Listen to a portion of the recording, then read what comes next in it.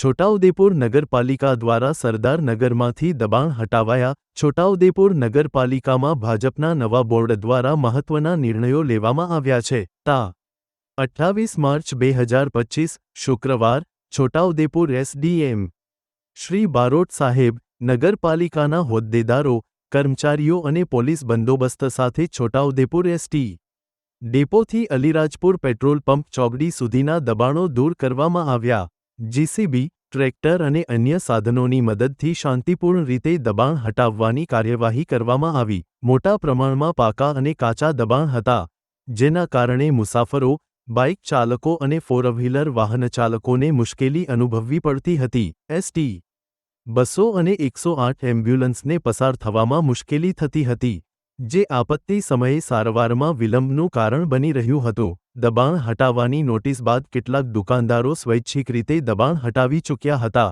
જ્યારે આજરોજ પોલીસ બંદોબસ્ત સાથે બાકીના દબાણો હટાવવામાં આવ્યા. દબાણ હટાવેલી જમીન પર રોડ બનશે કે નહીં તે અંગે હમણાં સુધી કોઈ નિર્દેશ મળ્યો નથી, એમ એસડીએમ બારોટ સાહેબે જણાવ્યું. સંપાદન નટવરભાઈ નટુભાઈ પરમાર, છોટાઉદેપુર.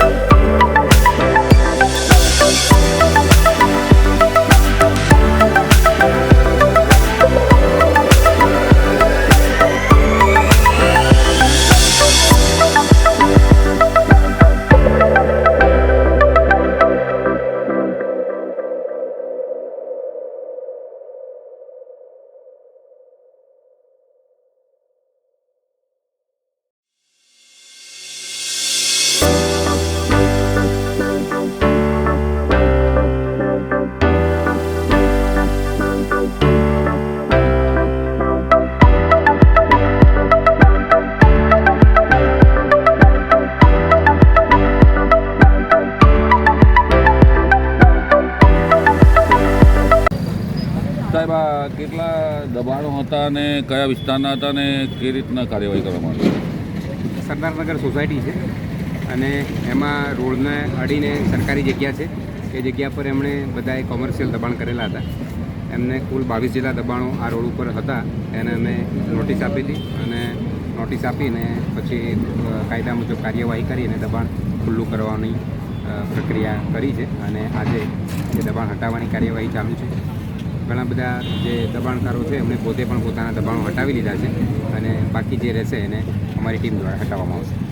બીજી વાત છે સાહેબ કે આ કેટલા જેસીબી મશીનને પોલીસ બંદોબસ્ત મૂકવામાં આવ્યો છે? 2 જેસીબી મશીન છે, ટ્રેક્ટર છે અને જરૂરિયાત મુજબ વધુ જરૂર પડશે તો વધારે પણ વાહનો લાવવામાં આવશે. પોલીસનો પણ પૂરતો બંદોબસ્ત છે. આમ તો બધા મિત્રો સહકાર આપે છે દબાણ દૂર કરવામાં, એટલે બીજો કોઈ પ્રશ્ન નથી. બીજી સાહેબ આ જગ્યા ખુલ્લી કરાવીને તરત રોડ બનાવવામાં આવશે? ના, એટલે રોડ બનાવવાનું કે એવું કોઈ હજી આયોજન નથી. જગ્યા એકવાર ખુલ્લી થઈ જાય પછી એના આયોજન વિશે વિચારવામાં આવશે. દબાણોનો તો એવો ચોક્કસ આંકડો તો હું આપી ના શકું, પણ જ્યાં જ્યાં અમારા ધ્યાનમાં આવશે સરકારી જગ્યા હશે તો અમારી રેવન્યુ ટીમ દ્વારા એને દબાણ દૂર કરવાની કાર્યવાહી કરીશું. નામને ઓછું